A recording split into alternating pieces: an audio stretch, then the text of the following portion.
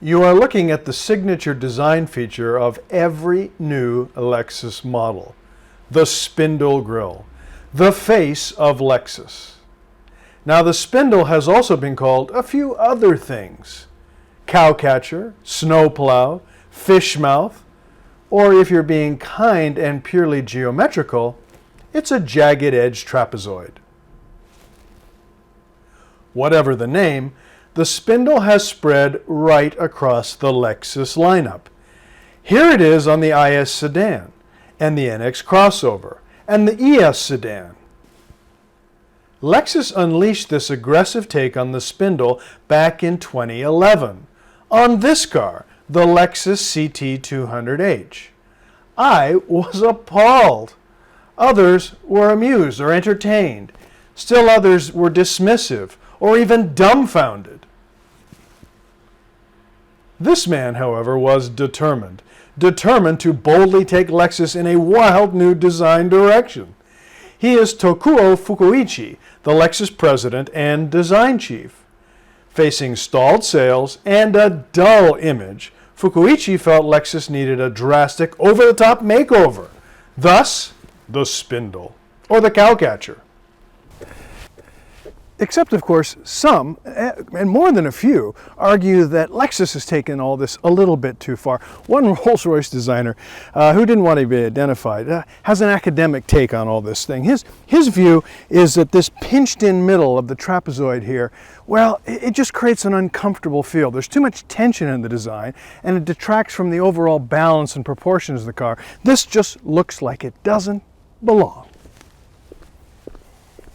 The spindle doesn't really belong to any current design school or trend.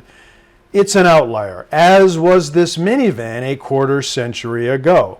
Now, why bring up the 1989 Previa bubble van?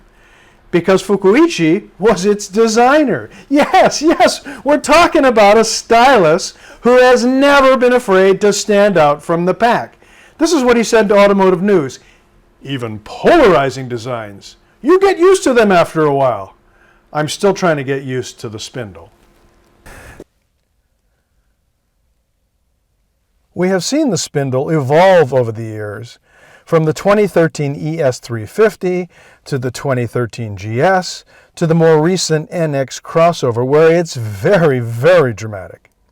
If you look closely at this 2003 ES, you'll see where this overall design feature started, where it came from. You know, in just a few years, the spindle here, well, it's evolved quite dramatically. And here on the 2016 Lexus IS350, well, I think this shows it at its best. This is a smaller car, a BMW 3 Series fighter, and the fish mouth here, well, it doesn't look like it's going to swallow you whole. It sort of fits in with the whole package, and while I'm still not a big fan, this one I don't mind.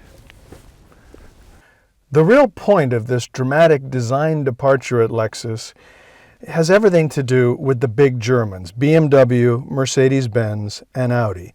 If Lexus ever hopes to challenge these and maybe move on to super luxury brands such as Aston Martin and Maserati, then Lexus needs to stand out for more than just being bulletproof.